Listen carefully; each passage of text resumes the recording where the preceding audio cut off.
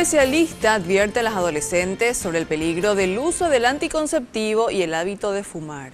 Explica que esta combinación puede ser mortal porque duplica las posibilidades de padecer problemas cardiovasculares. Según las estadísticas, las mujeres son las más propensas a padecer enfermedades relacionadas al corazón y a nivel mundial, 1 de cada 3 sufrieron infartos. Muchos de estos problemas son originados por la mala utilización de métodos anticonceptivos combinados con el cigarrillo.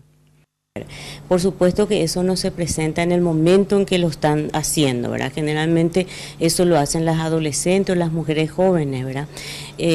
Esto lo que incide es para que aparezca un infarto o un accidente cerebrovascular cuando esa mujer está entrando en la menopausia o durante la menopausia. De acuerdo a María Paniagua, cardióloga, las mujeres jóvenes principalmente, que cada vez se inicia más temprano la actividad sexual, según un estudio, no recurren a un profesional para evitar embarazos no deseados y tienden a automedicarse.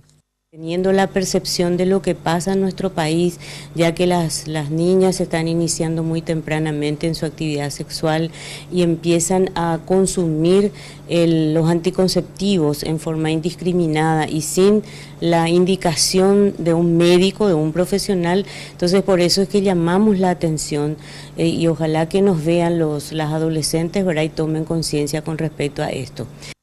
En conmemoración al Día Mundial de la Mujer, el 3 de marzo a las 17 horas en el Parque Ñuguazú se realizará una caminata de la familia, con el objetivo de que las mujeres tomen conciencia de la urgente necesidad de llevar una vida saludable y de realizar actividades físicas para disminuir los riesgos de problemas cardiovasculares.